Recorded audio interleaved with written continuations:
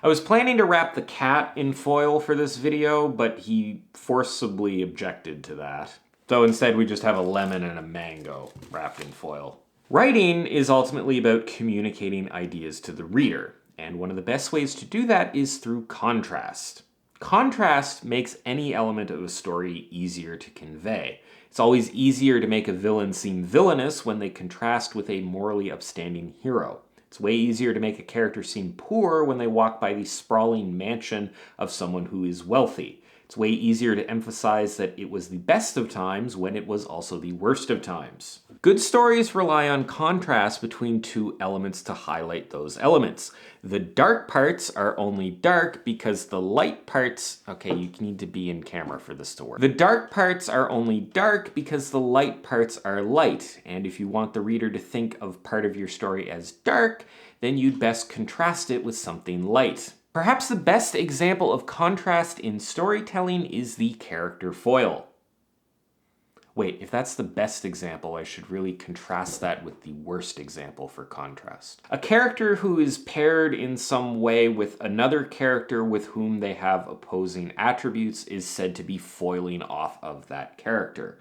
The other character can be described as a foil character, or a character foil, depending on what order you want those two words to be in. A brave character can foil off of a cowardly character. A tall character can foil off of a short character. A character who parks within the lines can foil off of a character who plunks their gigantic SUV in the middle of 4 parking spaces. The term foil comes from the Latin word foilus, which means someone who doesn't understand Latin. A lot of people will imply that foiling dynamics can only occur between the protagonist and other foil characters, but I don't know why the definition should be limited to just the protagonist. You can have any two characters foil off of each other and get the benefit. They don't have to be involved with the protagonist in order to be a foil character. Pretty much any trait of one character can be foiled off of another character by giving that character an opposing trait. Character foils are useful for highlighting the attributes of a character. As I mentioned at the beginning, contrast will always make these attributes shine through even stronger. You are in a sense reminding the reader what a lack of a certain trait will get you. When the cowardly character cowers in the corner while the brave character brazenly bears the brunt of the burdensome situation that they face, the duality of these different responses will reinforce both the cowardice and bravery of the respective characters. Having one character run away shows that there is something that someone judges is worth running away from, and the fact that there is a character not running away from it will more strongly show that they are a brave character. Foils allow you to establish a baseline around an attribute and then demonstrate what characters diverge from that baseline, who is more or less like that baseline. For example, in stories with a rebellious character, you need to have something for the character to rebel against. There's a status quo and they rebel against that. Foiling dynamics are not just for highlighting attributes of a character, they can also serve as a source of conflict. In fact, most conflicts, when you boil them right down, are pretty much just foiling dynamics between two characters, assuming that the conflict occurs between two characters. Anytime that a hero faces off a villain, you have a foiling dynamic that creates conflict. You have one villainous character and one heroic character. They are foils of one another. Most foiling dynamics at their root are simply a difference of opinion, and differences of opinion can often lead to conflict.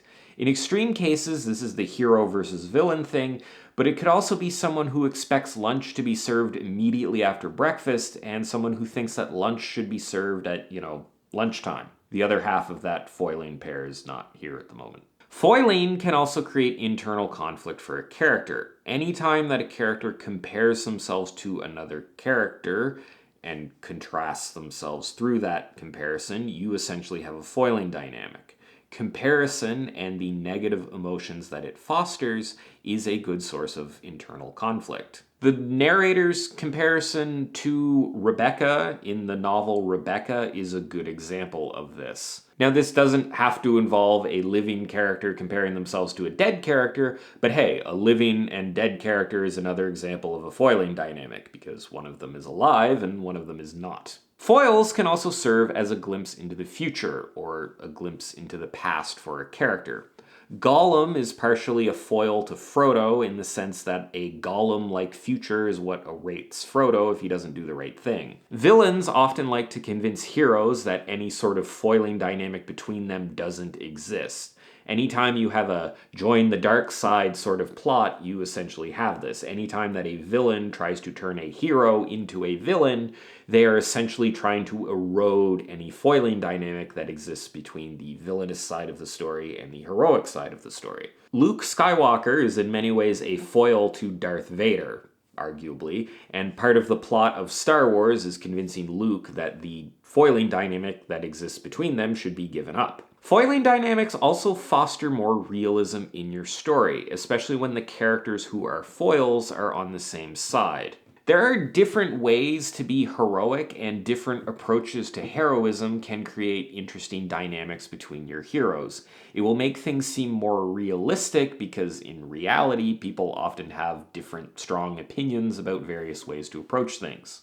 I would say it's probably better if you have a whole bunch of heroes, and same thing would apply if you have a whole bunch of villains who have the same overall objective but disagree on how exactly to approach that. This creates a lot of interesting dynamics. You can create some conflict, as I mentioned, and also, as I mentioned, it's more realistic because in any group of people working towards the same goal, there's likely to be differences in opinion of how to approach that goal. So long as you are writing the characters and their interactions well, if you're doing all the kind of standard character things well, I don't think there's a bad way to write a character foil. That's part of the reason why this video has just been a mishmash of different ideas. I started out with trying to figure out a way to write a foil, but it ended up basically just being a guide to writing a good character, not really anything focused on foil characters specifically. I think if the underlying characters are bad for any reason, then the foiling dynamic isn't going to work, but that's a problem with the characters, not with how you set up the foiling dynamic. It's like anything else in writing. You don't want the author's hand to show. You don't want it to be too obvious that a character only exists to foil off of another character. That can be problematic. If they oppose each other in every way, then it may seem like you're just trying to create a foil. Any character who serves as a character foil should have a legitimate reason to be in the story. They should not exist just as a foil. They should have attributes beyond that. If you take a well-developed character and you create a foil from them, but the foil is just every attribute of the well-developed character but opposite, that's when things get problematic. I think that a character who is just the exact opposite of a well-developed character will not seem like a well-developed character, and that's when you run into problems with a character foil that you're setting up. If the character foil doesn't work out well, then it could make the character that they're foiling off of, which could be your protagonist or your villain or somebody important in the story, it may not make that character work very well. The last point that I'll leave you with is I don't know that you necessarily need to go about intentionally creating character foils. As long as you populate your story with some well-developed characters that have some depth to them and some attributes and slightly different motivations, I think character foils will sort of naturally arise out of mixing very well-developed characters together. It's not something you need to intentionally create. You may choose to highlight specific elements of characters that are foiling off of one another to get these elements across in a better way, but I don't know that you need to intentionally create a character for the purposes of creating a character foil. But you can feel free to disagree with me on that because that will create some foiling dynamics. Can't drink out of this because it's wrapped in foil.